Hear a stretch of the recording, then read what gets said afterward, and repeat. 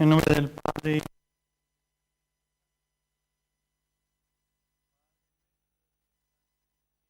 santificado sea tu nombre. Venga a nosotros tu reino. Hágase tu voluntad en la tierra como en el cielo. Danos hoy nuestro pan de cada día. Perdona nuestras ofensas, como también nosotros perdonamos a los que nos ofenden. No nos dejes caer en la tentación y líbranos del mal. Amén. Dios te salve María, llena eres de gracia, el Señor es contigo. Bendita tú eres entre todas las mujeres, y bendito es el fruto de tu vientre, Jesús. Santa María, Madre de Dios, ruega por nosotros pecadores, ahora y en la hora de nuestra muerte. Amén. Gloria al Padre, y al Hijo, y al Espíritu Santo. Como era en el principio, ahora y siempre, por los siglos de los siglos. Amén. Sagrado corazón de Jesús, En vos confío, dulce corazón de María, sed la salvación mía. Santo Patriarca José, Ruega por nosotros. ven Espíritu Santo. Envía desde el cielo un rayo de tu luz.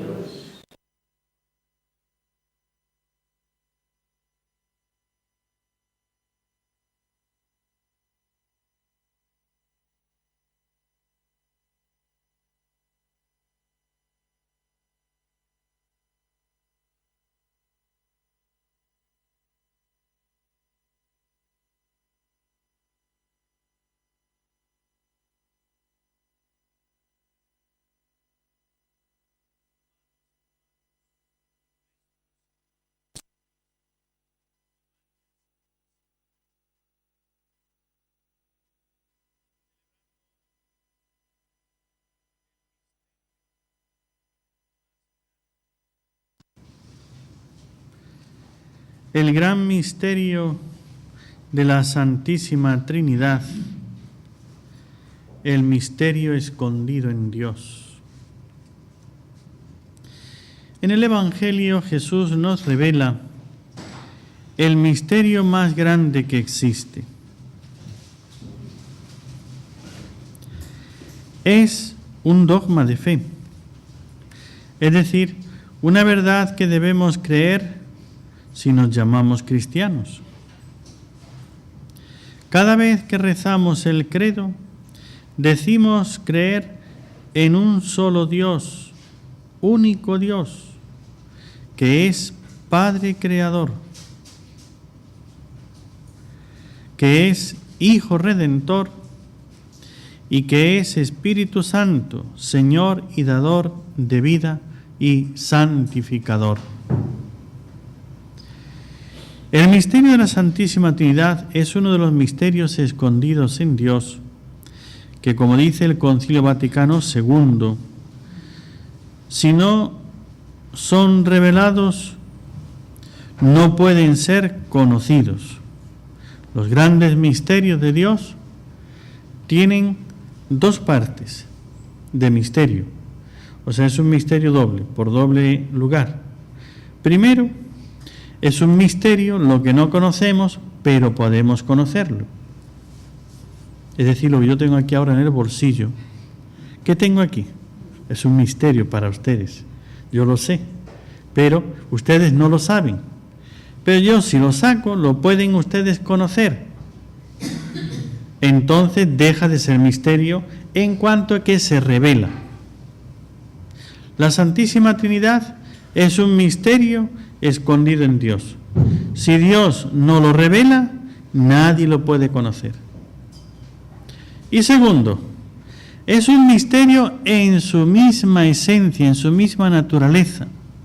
Es decir, es un misterio tal que el hecho mismo no lo podemos entender.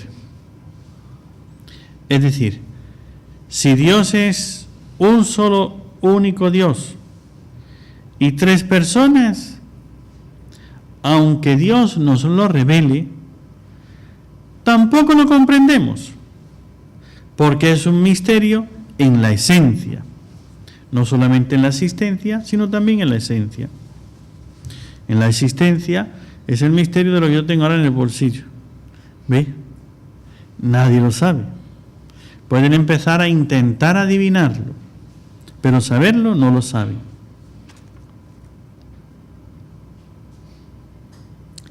Pero sin embargo, aunque Dios nos manifieste lo que es, nunca podremos llegar a comprender la esencia de ese misterio. Por eso, este misterio, además, por ser sobrenatural de tal grado, que ni aunque el Señor nos lo explique, lo podemos comprender. Hay cosas, misterios, que pasará el día de mañana, eso es un misterio. Pero eso, si Dios te dice, pues el día de mañana va a pasar tal cosa. Bueno, que uno se va a enfermar, que el otro se va a poner bien, que el otro le va a pasar no sé qué. Esos son misterios. Y Dios lo puede revelar. Pero una vez que lo revela, lo entendemos. Porque ya hemos visto muchas veces la enfermedad, sabemos qué son las enfermedades y tantas otras cosas. Pero este misterio que no puede penetrar el entendimiento humano por sí solo, ni siquiera el entendimiento angélico lo puede penetrar. La misma existencia del misterio, ni los ángeles lo podrían conocer si Dios no se lo hubiera revelado. Pero ni la esencia del misterio, ni el mismo entendimiento angélico, con ser muy superior a los hombres, al entendimiento humano, es capaz de comprenderlo.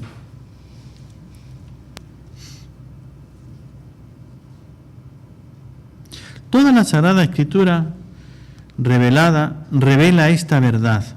Dios es amor, y en la vida interior de la única divinidad, como una inefable comunión de personas, son tres personas distintas en un solo Dios, como aprendimos en el Catecismo.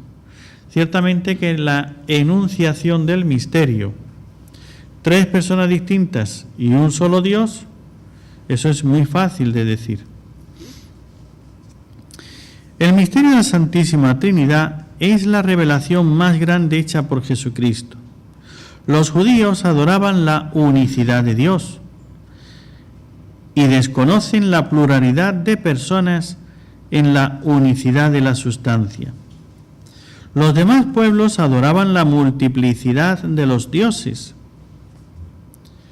El cristianismo es la única religión que ha descubierto en la revelación de Jesús, gracias a su revelación, que Dios es uno en tres personas. Ante esta revelación divina de su íntima esencia, no nos queda otra cosa que agradecerle esta confianza y adorar las tres divinas personas. ¿En qué consiste el misterio? Vamos a ir ahora a lo más profundo del misterio de la Santísima Trinidad. Sabemos que hay un solo Dios, en tres personas distintas entre sí, no por su naturaleza, que es la divina, la misma para los tres, sino en algo, en la persona, en ese yo, en el cual obran o se les aplican unas obras diferentes. Dios Padre es el principio sin principio. Eso está claro, ¿verdad? Todo el mundo lo entiende. Eso es una cosa que nadie discute. Es el principio sin principio. Como aquel niño que estaba en la catequesis y entonces le empiezan a explicar que Dios es el principio sin principio. Dios no tiene principio, nadie lo ha creado, porque Dios existe desde siempre, es eterno. Y está así mirando y después pregunta, ¿y quién hizo a Dios? Todo lo ha hecho alguien, todo viene de alguien. ¿Y quién hizo a Dios? Pues esa pregunta de ¿y quién hizo a Dios? Es el principio. ¿Quién hizo a Dios? Ese es el principio. Pues nadie. Esa es la cosa, que es el que nadie lo ha hecho. Siempre existe. Ni siquiera se ha hecho él a sí mismo. No es hecho. Esto es más o menos fácil de entender. Más o menos. ¿Veis? No fue creado ni engendrado el Padre. Es por sí solo el principio de vida.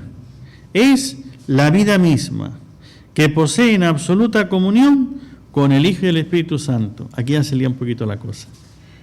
Él es el principio de todo, Él es la misma vida, que la posee absolutamente, pero en comunión con el Hijo y el Espíritu Santo. Dios Hijo es engendrado, el Padre no es engendrado. El Hijo sí es engendrado, no creado, pero engendrado por el Padre, pero no creado.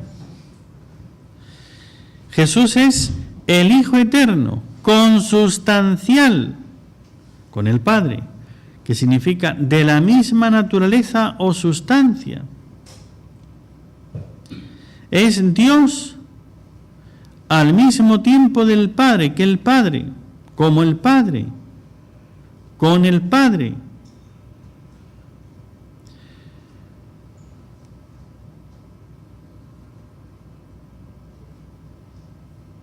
E Hijo como el que es engendrado. El Padre es el que engendra, el Hijo es el que es engendrado. ¿Lo ven? Si está claro, si esa es la diferencia. Si es que es tan claro. ¿Ve? Y el Espíritu Santo procede del Padre y del Hijo como un solo principio. No son dos que hacen algo, no. No es hecho, no es creado. Por lo tanto, no es que entre el Padre y el Hijo elaboran al Espíritu Santo, crean, engendran. No es engendrado, ni tampoco es engendrador. El Espíritu Santo procede del Padre y del Hijo como una expiración. Aquí ya la cabeza da vueltas, ¿verdad? Ahí es donde ya patinan las ideas. Es como echarle aceite al freno. Frenas y sí, igual patinando el coche, pues así. Nuestras ideas ya aquí patinan. Es como un soplo del amor consustancial entre el Padre y el Hijo. Se puede decir que Dios en su vida íntima es amor, que se personaliza en el Espíritu Santo, o que el amor entre el Padre y el Hijo es persona, no es un afecto. Nosotros podemos sentir el amor de distintas maneras, como un afecto, como un sentimiento, como una obligación, como una tendencia, pero siempre como algo que surge de nosotros y es este sentimiento que tengo, es esta inclinación, es esta fuerza, ¿ve? Pero siempre es un efecto o un algo que lo sentimos en nosotros. En Dios es una persona, la tercera persona de la Santísima Trinidad.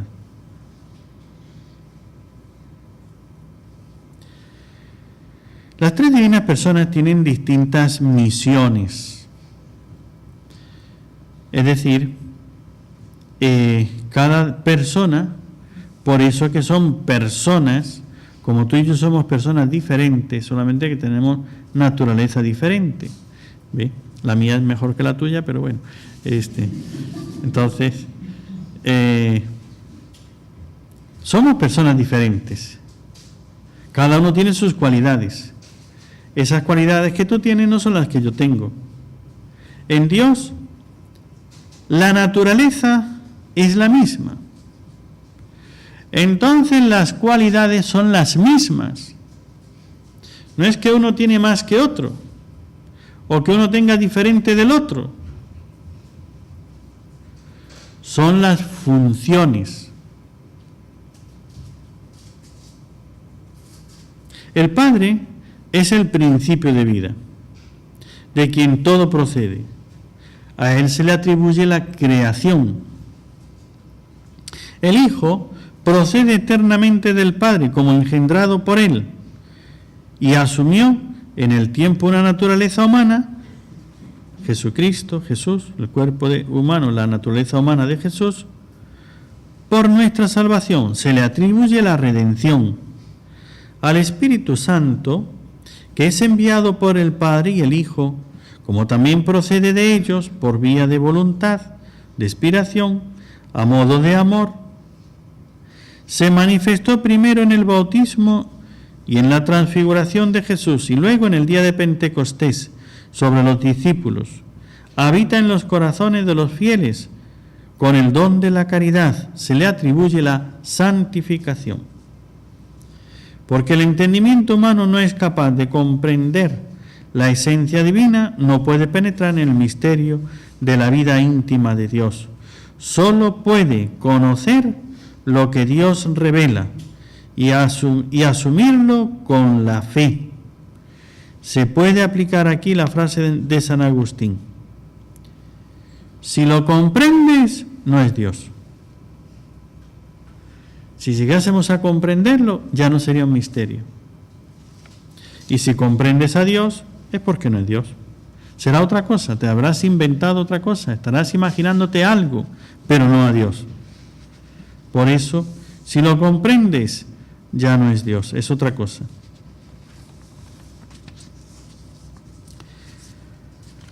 Ciertamente el misterio de Dios, ¿cómo ver? Y vean ustedes que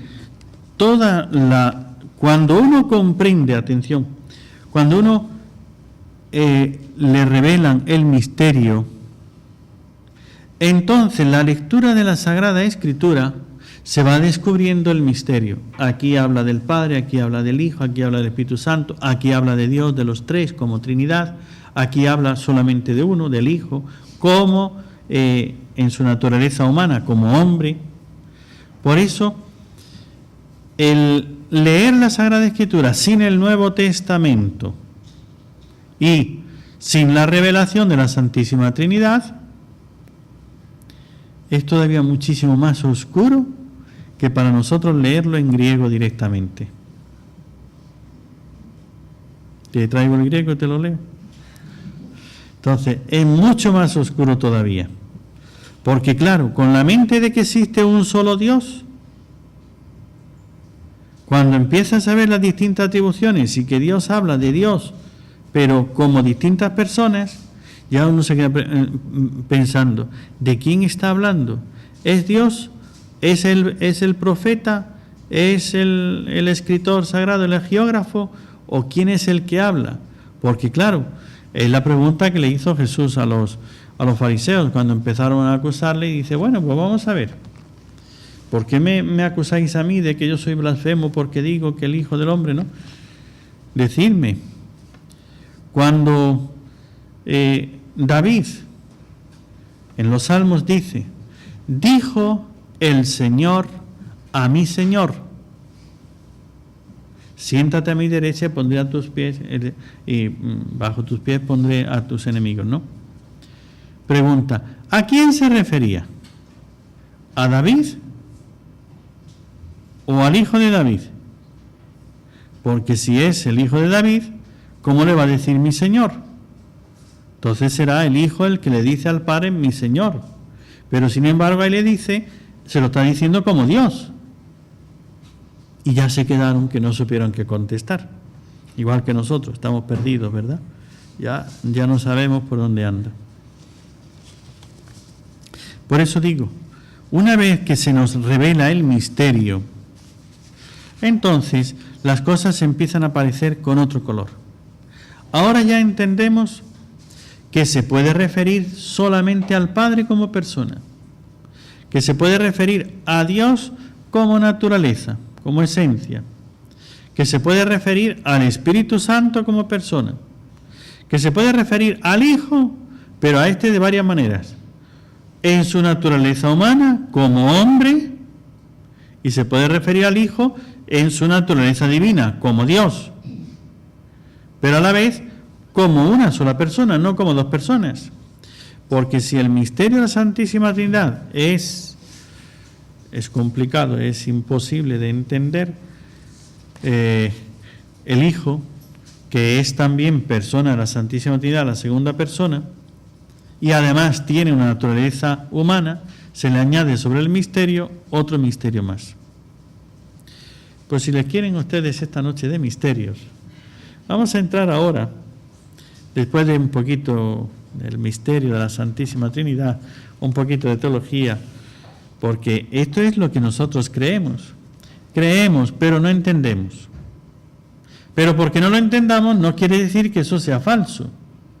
Es verdadero porque Él lo ha revelado.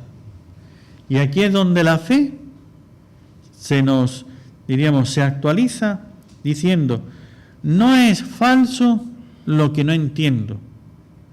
Es incapacidad la que yo tengo de entender. Y es verdadero porque lo dice quien lo sabe y quien lo entiende. Como Él sí lo sabe y Él sí lo entiende, Él dice la verdad. Luego, si yo por fe acepto esa verdad y la asumo, sé más de lo que puedo entender. Sé más de lo que yo puedo entender. Es lo que Dios hace. Darnos su propio misterio para que nosotros tengamos mucho más de lo que podemos por nuestra naturaleza. Pero quería por lo menos planear o sondear un poquito desde lo alto, ¿no? Entre todos los libros que tenemos en la Sagrada Escritura, en la Biblia, tienen ustedes uno que toca constante y continuamente las tres divinas personas, que es el Apocalipsis. Porque el Apocalipsis habla del cielo. Y aquí sí que es el culto a Dios. Pero ahí están los tres, Padre, Hijo y Espíritu Santo. Y están también los que están en la tierra. Realmente el Apocalipsis es la iglesia completa. La del cielo y la de la tierra. Está los enemigos, es la creación, la obra de Dios completa. Los enemigos, el infierno, y está los que sufren, los que están purgando. Por eso en el Apocalipsis aparece todo. Y está lleno de imágenes, lleno de misterios. El Apocalipsis, para hablarme del misterio de la Santísima Trinidad, utiliza un lenguaje simbólico. Sus imágenes resultan misteriosas.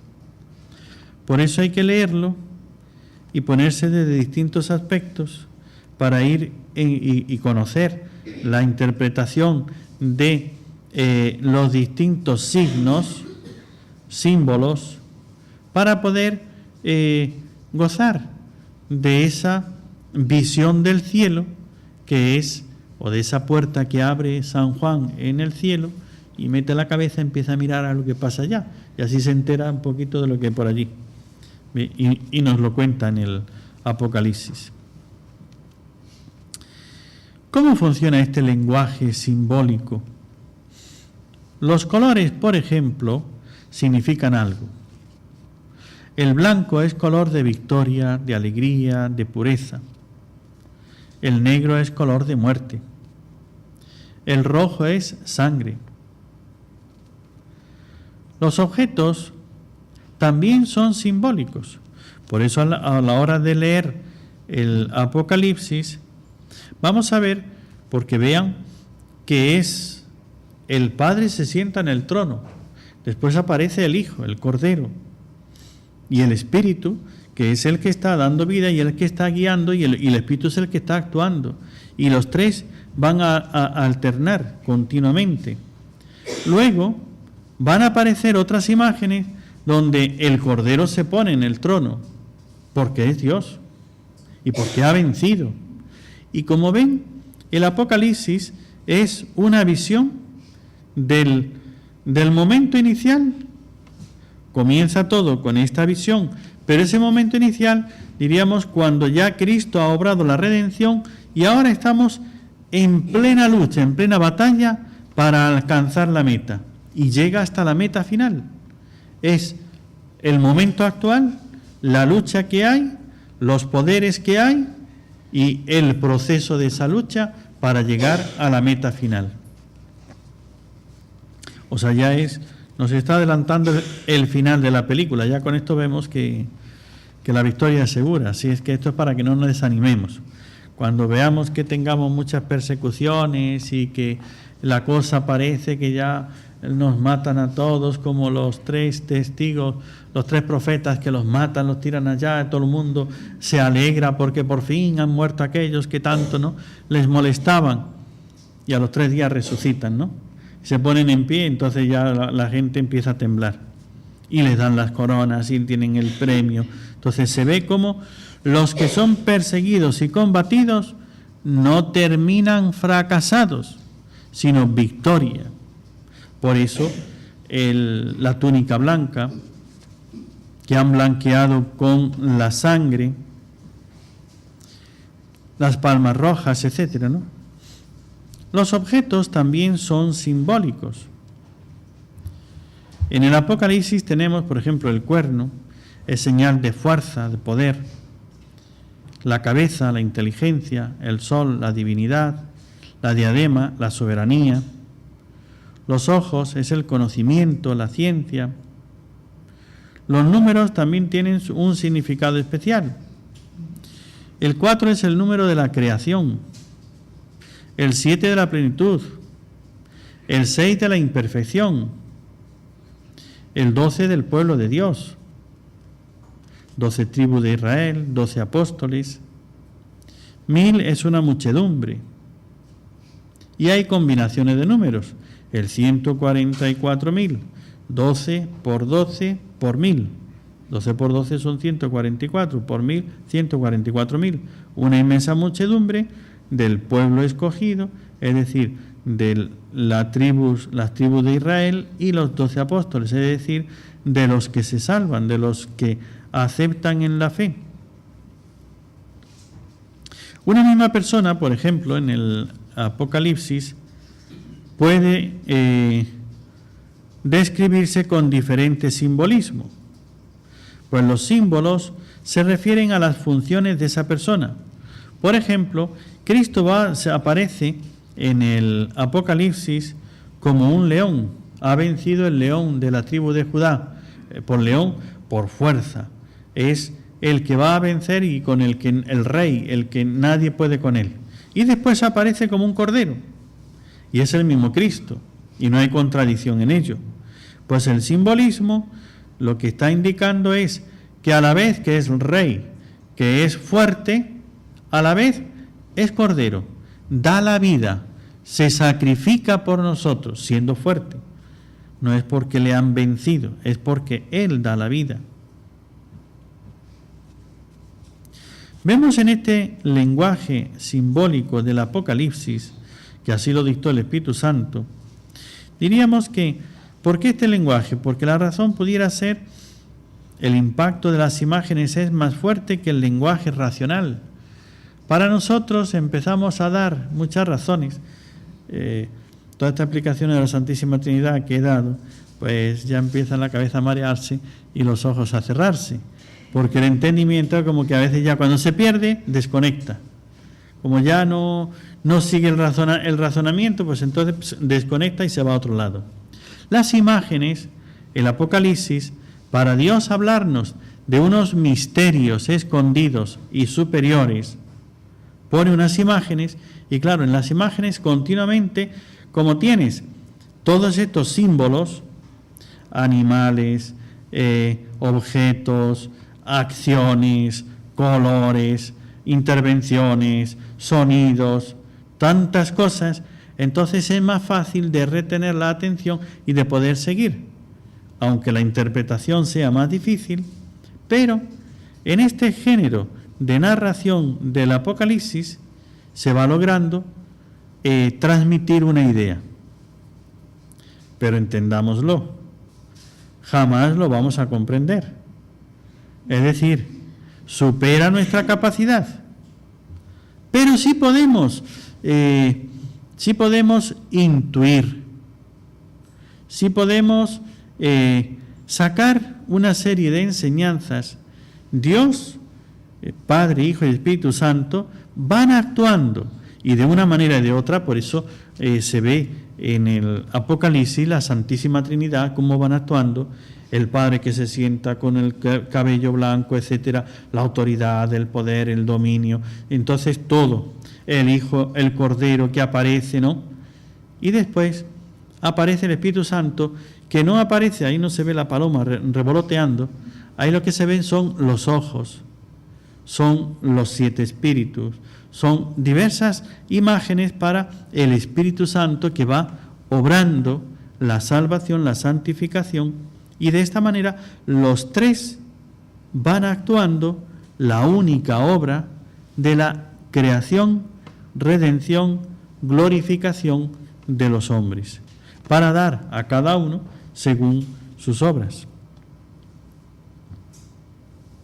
Y todo esto lo va repitiendo, distintas acciones, de tal manera que cambia de imágenes para ir diciéndonos cómo en el proceso de la vida van avanzando, y hay cosas que, por esto es muy importante que lo entendamos, que aunque haya hechos que suceden y los vemos que suceden y ya llegan al final y después otra vuelta, vuelve a empezar la cosa.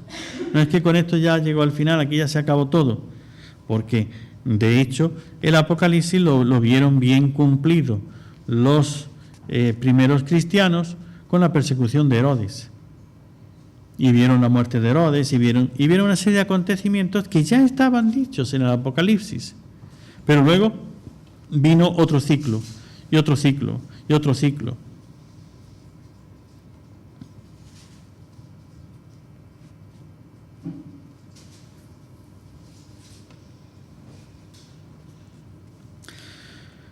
La finalidad del Apocalipsis a la luz de Dios es la peregrinación de la Iglesia en la historia a través de las fuerzas del mal, es decir, cómo conduce Dios a la Iglesia hasta las puertas del cielo. Se refiere entonces al gobierno de Dios en su Iglesia. Por eso, leer el Apocalipsis, vamos a ir viendo cómo Dios es el que va dirigiendo los acontecimientos, los positivos y los negativos.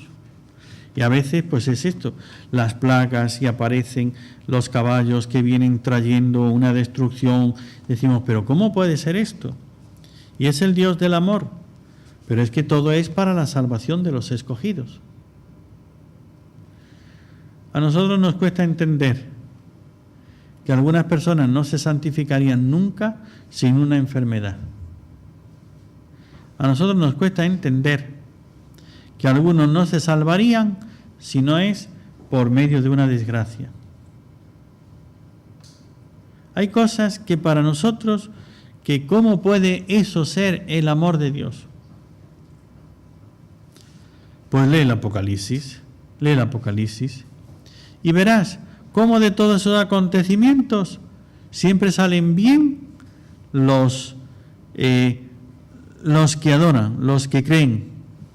Y lo dice, y van castigando, y los que se cierran, los que ellos no quieren creer, los que ellos a pesar de todo se cierran, ni con el bien ni con el mal se convierten.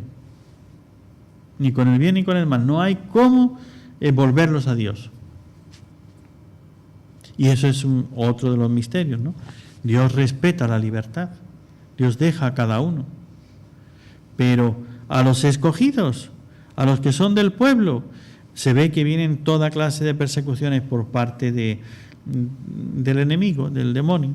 de sus secuaces, ¿no? Y ya con el demonio y sus secuaces, pues aparece hombres, demonios, males de la creación, o sea, catástrofes naturales y demás. Y sin embargo, estos se van santificando por medio de ello. Y a pesar de todo, Dios los saca adelante y se salvan. Algunas de las imágenes simbólicas, los 7 espíritus, que no son ángeles, es el Espíritu Santo. 7 espíritus no son 7 personas, sino la plenitud del Espíritu Santo. Los 4 vivientes, aunque para algunos los 4 vivientes son la representación de los 4 evangelistas, otra interpretación más coherente y teológica, dado que estos seres están al mismo tiempo en el centro del trono donde está Dios y alrededor del trono donde están las criaturas, representan a Jesús, quien está al mismo tiempo en el centro del trono porque es Dios y alrededor del trono porque es hombre. Ellos simbolizan 4 aspectos de Jesús. León venció, el león de la tribu de David, el novillo, fue ofrecido en sacrificio. El hombre, el Hijo del Hombre, el águila subió hasta el cielo. Por eso el que bajó del cielo es el que subió al cielo. Ese es el águila. El hombre, el Hijo del Hombre, que es el que viene a redimirnos. El que se ofrece a sí mismo, el toro, el que es el novillo que es ofrecido en sacrificio, y el león, el fuerte de la tribu de David. ¿Por qué los 4 vivientes tienen 7 cuernos y 7 ojos? Esto significa plenitud. Cuerno, poder, y ojo, sabiduría. La plenitud del poder, de la sabiduría, significan esa plenitud de Dios. Por eso, si quieren ustedes darle más vueltas al misterio de la Santísima Trinidad, lean ustedes, pero ahora desde este punto de vista, vayamos leyendo el Apocalipsis para ir viendo cómo aparece el Padre, el Hijo y el Espíritu Santo, las imágenes que van dando y las acciones que van ocurriendo.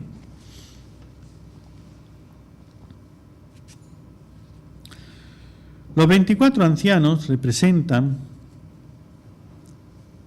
el pueblo fiel de Dios. Y los 24 ancianos se postraron en tierra y adoraron al que vive por los siglos de los siglos. Apocalipsis 4:4, Apocalipsis 5:8 y 5:11 son diversos momentos donde los 24 ancianos se levantan y se postran, adoran, se quitan las coronas, las ponen al pie del Cordero. Los 4 jinetes forman parte de los 7 sellos del Apocalipsis. Los 4 primeros sellos son 4 caballos con sus respectivos jinetes. El del caballo blanco. Algunos piensan que es un símbolo de la guerra, pero hay otro caballo que es el que simboliza la guerra. Este jinete, el del caballo blanco, no tiene efecto negativo como los otros 3. El color blanco es el color del cielo. La corona simboliza la victoria, la dignidad. Eso lo tenemos en el Apocalipsis 6. Los 4 jinetes en el Apocalipsis 6 aparecen, que salen y empiezan ellos, le van dando las órdenes. Por eso es ver cómo Dios es el que dirige la historia universal, la historia del mundo, la historia de las naciones. Por eso de los pueblos, aquellos pueblos que oprimen a los siervos de Dios, y Dios espera el momento y los deja, y llega un momento donde suelta una plaga, suelta el caballo, suelta, ¿ve? Y entonces suena una trompeta y viene, ¡pum!, y destruye la ciudad, pasa una cosa, viene una plaga, sucede otra cosa. Dios es el que dirige. Por eso leer el Apocalipsis es ver el gobierno de Dios, de la historia, del tiempo, de las acciones, de los hombres, de todo el acontecer humano. Todo está en las manos de Dios.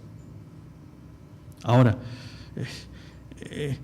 lo difícil es ver esto y tener en cuenta la libertad humana, que todos somos libres y todos actuamos libremente, y que los que se salvan libremente porque ellos aceptan y luchan por salvarse, y los que se condenan libremente porque ellos rechazan la salvación y se la ofrecen y se la ponen fácil, pero la rechazan.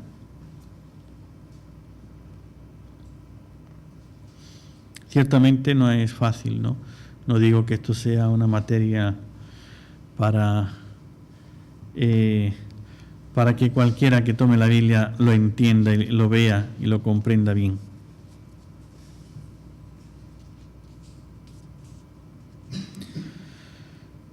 El caballo blanco, el jinete del caballo blanco. Este jinete salió vencedor y seguirá venciendo. Tiene arco y corona. Arco y corona también aparecen en el Salmo 20, el cual es un salmo mesiánico que habla del futuro rey Mesías. Esta profecía se cumple en Jesús. El jinete del caballo blanco es Jesús, el rey, el Mesías, el vencedor. Se le dio una corona y salió como vencedor para seguir venciendo. Por eso en la cruz aparece con su corona, vencedor, como rey.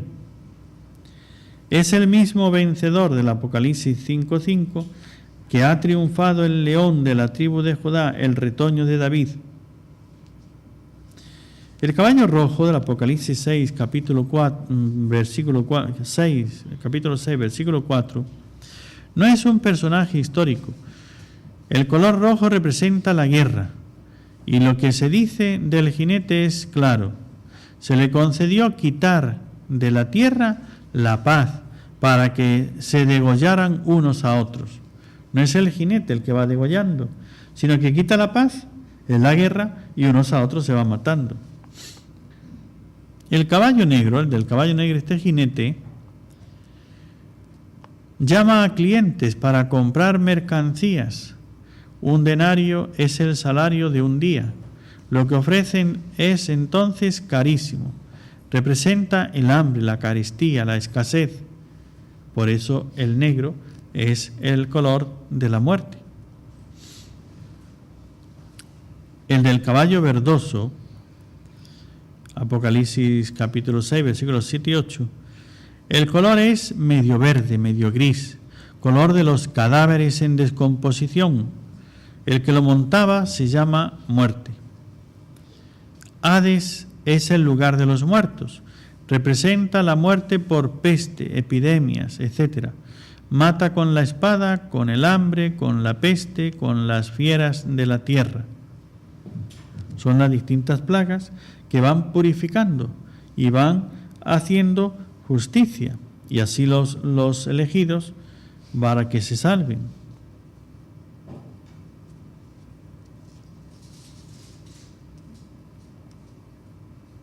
Por eso podemos decir que el Apocalipsis es el libro del misterio. Después del misterio de la Santísima Trinidad, pues ver cómo obra la Santísima Trinidad, las tres divinas personas, el Apocalipsis es este libro del misterio. Así que si les gustan los misterios, ya saben lo que tienen que hacer. Empiecen a leer el Apocalipsis.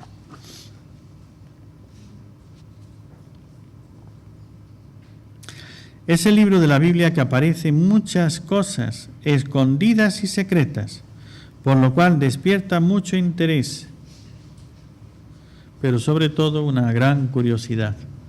Por eso hay tantos intérpretes de visiones, de apariciones, de revelaciones y de todas esas cosas, porque esto, como es oscuro por ser estar escondido, el misterio tiene misterio, está escondido el hecho, el acontecimiento, unos por curiosidad pues andan a ver si pueden descubrirlo, y otros porque realmente el interés saber las obras de Dios para poder obrar de acuerdo al querer de Dios, que es lo que todos tenemos que hacer.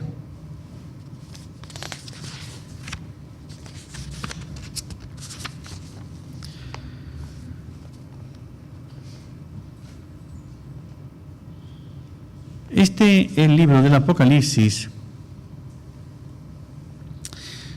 ¿qué es lo que hay escondido en este libro? El último de la Biblia. Como saben, el Apocalipsis significa revelación, que nos quiere decir que el Señor, en esta revelación que hizo a San Juan, para este apóstol que la transmitiera a la Iglesia, el Apocalipsis está repleto de imágenes, y las imágenes son muy importantes, pero hay que tener en cuenta que como se utiliza un lenguaje simbólico, las imágenes resultan misteriosas. No nos quiere dar una visión clara de los acontecimientos de tu tiempo, de mi tiempo. No es que esto sucede aquí, aquí y aquí, y yo todo esto lo voy transcribiendo. Esto sucede, hay gente que lo ha hecho así a lo largo de todos los siglos, de todos los tiempos, ¿no? Empiezan a ver tal gobernador, tal presidente, tal dictador, tal no sé qué, tal no sé cuánto, es tal, este es aquel. Y empiezan a pegar sus piezas para ellos poder entender, y así te hacen la interpretación de que esto es aquí, esto es aquí, esto es aquí, esto es aquí. Encuadran ya todo su puzzle, y una vez que ya lo tienen armado, ¿ves? Esto es así, así, así, así. Algunas piececitas pues las tienen por ahí un poco sueltas, que no saben dónde meterlas, pero bueno, entre tantas cosas pues lo acomodan como pueden, ¿no? Y si no, pues cuando no entra una piececita, pues bueno, se le pone debajo, si no se le corta la esquina y ya entró al sitio. Así es que, pero le hacen el puzzle. Hay que ser humildes, hay que dejarle a Dios. ¿Ve?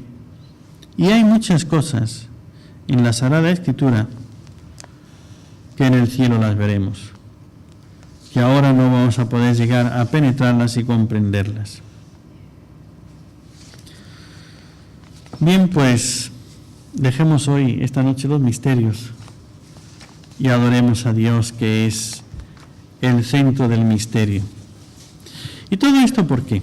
¿Por qué quiero hoy hablarles? ¿Por qué he querido ver esta homilía tan misteriosa? Todo tan oscuro y difícil de entender. Tengan en cuenta que al fin y al cabo es una cosa. ¿Qué nos enseña la Virgen? Miró la humildad de su esclava. La humildad es la única que puede hacerlo todo. Y la humildad acepta que Dios tenga misterios y no trata de descubrirlos, sabe respetarlos. Vean ustedes que a casi todos los videntes la Virgen le da un secreto, y ya todo el mundo a escudriñar, a pinchar, a tirar de la lengua, a ver cómo le saca el secreto. ¿Ve? ¿Por qué no dejamos el misterio? ¿Por qué no querer respetarlo? Nos cuesta tanto aceptar algo que tenga un misterio y que no seamos nosotros los destinados a conocerlo. Que yo no sepa ese misterio, que sepa que existe el misterio, que ahí hay algo más y que yo no lo llegue a saber y a entender, pues, o a conocer. Eso es humildad, eso es humildad. Y resulta que muchos se van por el misterio, pero dejan lo que está diciendo claro. ¿Qué nos ha dicho bien claro la Virgen, por decirlo, en Fátima? Oración y penitencia. Eso más clarito, imposible. Y todo el mundo detrás de el tercer secreto. Si el tercer secreto, que si lo han revelado entero, que si no lo han revelado entero, que si quiere decir esto, que si aquello, que si lo otro. Van a curiosear donde la Virgen no quería que ellos lo supieran. Y sin embargo, lo que les está diciendo, pasan de largo. No se detienen en lo que la Virgen ha dicho. Y ahí está la clave. Si te ha dicho antes una cosa, este es el remedio para el secreto. Este es el remedio. Por lo tanto, oración y penitencia. Eso es lo que tienes que hacer. Déjate de cuentos. ¿Ve? Vamos a averiguar cuándo es, qué lo que quiere decir, si va a venir, si no va a venir, si va a suceder. Oración y penitencia. Haz eso. ¿Qué es lo que ha dicho la Virgen? Nada más, queridos hermanos. Habría mucho más que hablar, por supuesto, pero el tiempo no lo da. Así es que... Y las fuerzas tampoco. Así que como ya están ahí luchando con la cabeza, que pesa demasiado y se va para los lados, pum, pum, para adelante y para atrás, entonces, antes de que el trompo ya termine, como el trompo hace unos días, en esta semana, pobrecito, ¿no? Pobrecito el niño, ¿ve? Salíamos de la misa, veníamos con don Josep, y un niño por allí tan contento bailando su trompo, pero de plástico. Lo tiró y justo ¡plá! Debajo de la rueda. Así que ya se oyó el cracks. Dije, bueno, ya un trompo menos. Sigamos para adelante, ¿no? El pobre niño se quedó sin su trompo, sin su juego. Pues antes de que también el trompo termine haciendo crack, vamos a ahora... Pero esta parte ahora de la vigilia, esta adoración, hemos hecho una adoración en silencio a Jesús, dejarle que Jesús nos hable. Hemos escuchado, aunque no hayamos entendido nada, pero bueno, pero por lo menos hemos escuchado algo. Y sí, hemos escuchado teología, ¿ve? Y Sagrada Escritura. Si se ha entendido o no, ya es otra cosa, ¿no? Pero bueno, es el misterio, ¿no?, de esta noche. Y ahora vamos a vivir lo que realmente dice el Apocalipsis. Estos grandes convertidos, que protestantes que han estado persiguiendo a la Iglesia y han estudiado a fondo la palabra de Dios, entonces este Hans es maravilloso cuando él dice, la primera vez que él entró a una misa, y bueno, y así los otros, ¿no? Cada uno va contando su experiencia, pero dice, claro, él tenía en su mente, los católicos no leen la Biblia, no entienden la Biblia, ellos no hacen caso de la palabra de Dios y son unos idólatras y no sé qué, y no sé cuánto, y todas esas cosas que ellos decían. Y cuando entró, porque en la universidad un compromiso, una misa, un difunto, no sé qué, aniversario, pero algo que por un compromiso social, ¿no? Entró en la iglesia por un compromiso social. Y cuando empezó la misa, él, que era profesor de Sagrada Escritura, que había leído tantos años y que había predicado tanto, no hacía más que decir, esto está en tal sitio, esto es el Apocalipsis, esto está aquí, esto está aquí, esto está aquí. Y todo veía la referencia en qué lugar de la Sagrada Escritura estaba, dónde estaba dicho, pero si esto es lo que dice el Apocalipsis, si esto es lo que hizo Jesús en la cena, si estas son las palabras de Jesús. Y entonces él estaba, pero así asombrado, siguiendo la misa, viendo que era el Apocalipsis y la cena del Señor, con las profecías, el Antiguo Testamento, lo que estaba anunciado, las profecías, pero si esto es la Biblia, si esta es la revelación de Dios. Nosotros queremos a veces revelaciones, misterios, conocer cosas maravillosas. Y ahora que vamos a vivir este gran misterio, donde la Santísima Trinidad va a actuar, vamos a invocar al Espíritu Santo, nos vamos a dirigir al Padre, y vean que ahora es cuando vamos a darle culto, pero va a ser el culto, la adoración más maravillosa que hacemos a la Santísima Trinidad, la Santa Misa.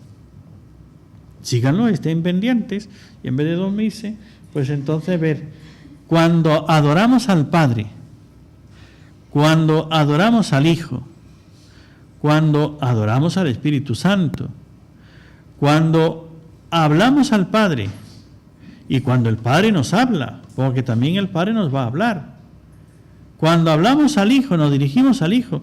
Y estén pendientes porque las oraciones que se van haciendo, hay unas que se hacen al Padre, otras que se hacen al Hijo y otras que se hacen al Espíritu Santo.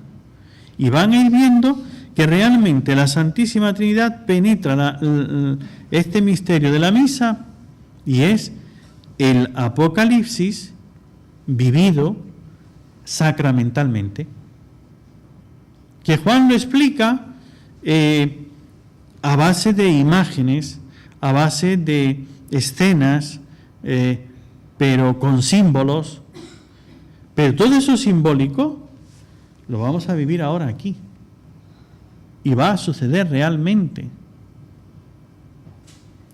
Depende de cómo lo vivamos.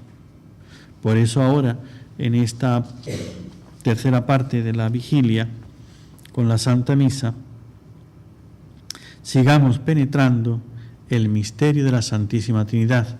Nos ponemos con la Virgen para que ella nos ilumine los grandes misterios del amor de Dios.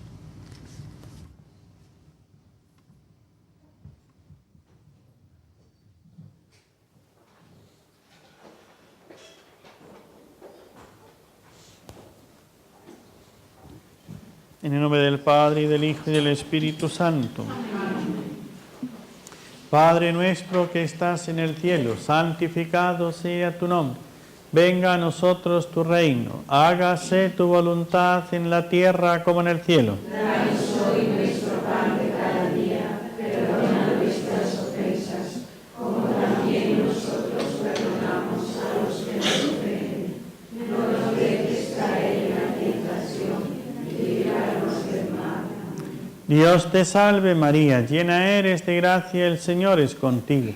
Bendita tú eres entre todas las mujeres y bendito es el fruto de tu vientre Jesús. Santa María, Madre de Dios, ruega por nosotros pecadores, ahora y en la hora de nuestra muerte. Amén. Gloria al Padre y al Hijo y al Espíritu Santo. Como era en el principio, ahora y siempre, por los siglos de los siglos. Amén.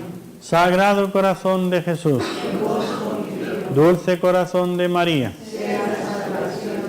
Santo Patriarca José, Ruega por nosotros. ven Espíritu Santo. Envía desde el cielo un rayo de luz. En nombre del Padre, y del Hijo y del Espíritu Santo.